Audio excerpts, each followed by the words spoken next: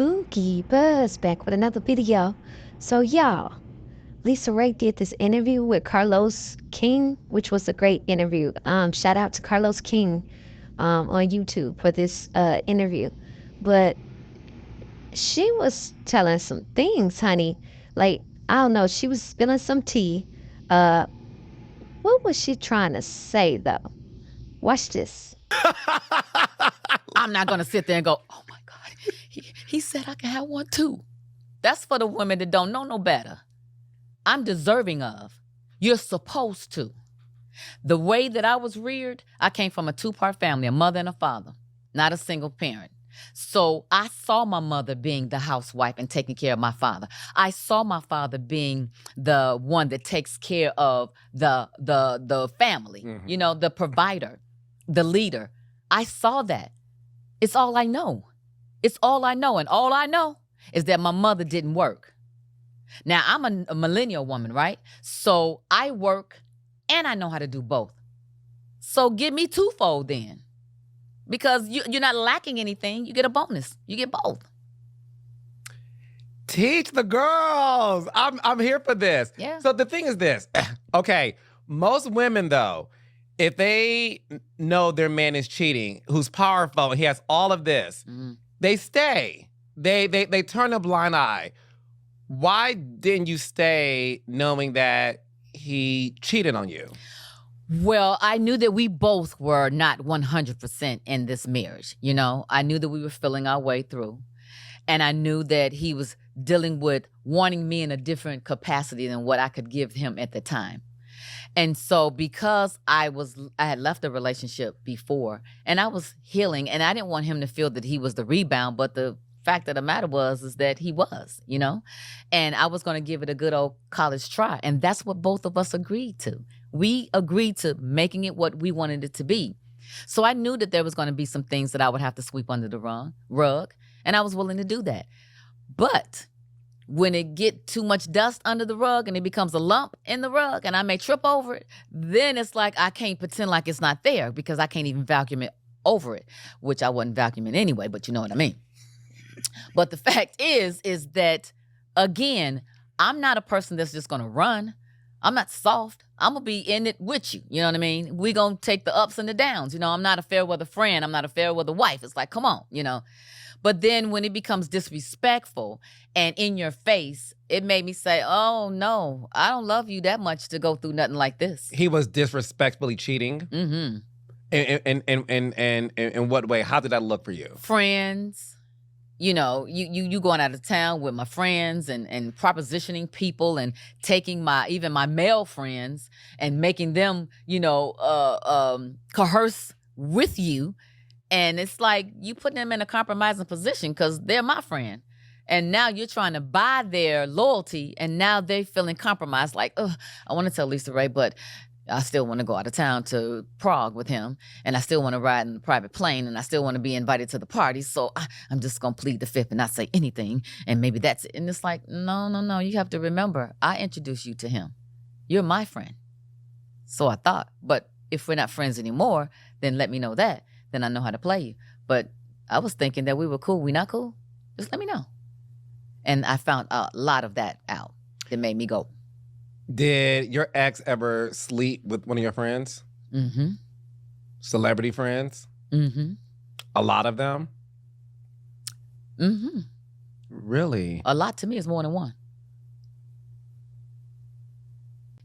Premier's not here, and we don't know what to do. She's inviting people over. What should I do? And I would go, what's her name? Hold on. Lisa Raye, you mean to tell me this man's mistresses will come to your home with her friends and try to take over the house while you were living there? And they didn't know how to. All they were doing was partying. And that's easy for you to think that that's what it takes to be a successful, you know, wife to someone that's successful too, you know, that we just party, you know, with a purpose. But that's not all to it. You're not just destroying a marriage. You're destroying a couple that has a position in this country. That's different. That's added on responsibility.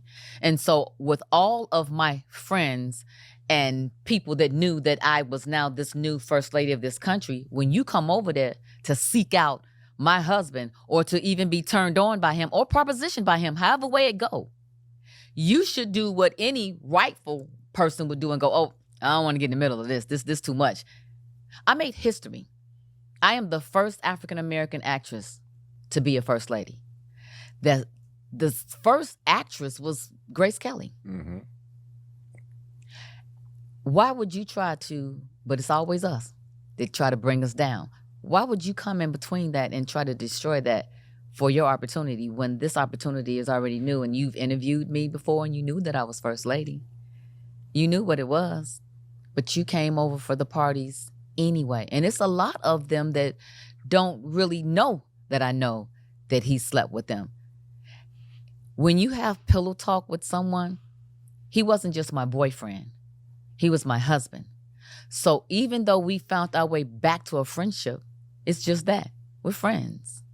So I still ask questions and go, you know what? What about that time? Did you sleep with her? He said, yeah. I go, really? He go, mm-hmm. And I go, wow. She's still in my face and she don't even think I know. And guy friends that made him their friend and pushed me to the side. You mentioned that Dwayne Martin was one of those guys. Oh, you said it. That was friends with him. Obviously, no shade to him, but we know him because of Tisha. Who don't have no shade to him? What? No. Oh, you said you don't have no shade. Oh, okay. Okay, I You got are it. such a Libra. I love you so much. Because, we know him as Will Smith's best friend and obviously as the legendary Tisha Campbell's husband. Ex-husband. Ex-husband, sorry. I mean, at the time, yeah. Husband, but yes, ex-husband now. Were you the one who had to tell Tisha Campbell that her man was cheating on her? Mm-mm. It wasn't my place. I did not, and I can't even answer that because I don't know. No, I was not in the room with him, obviously.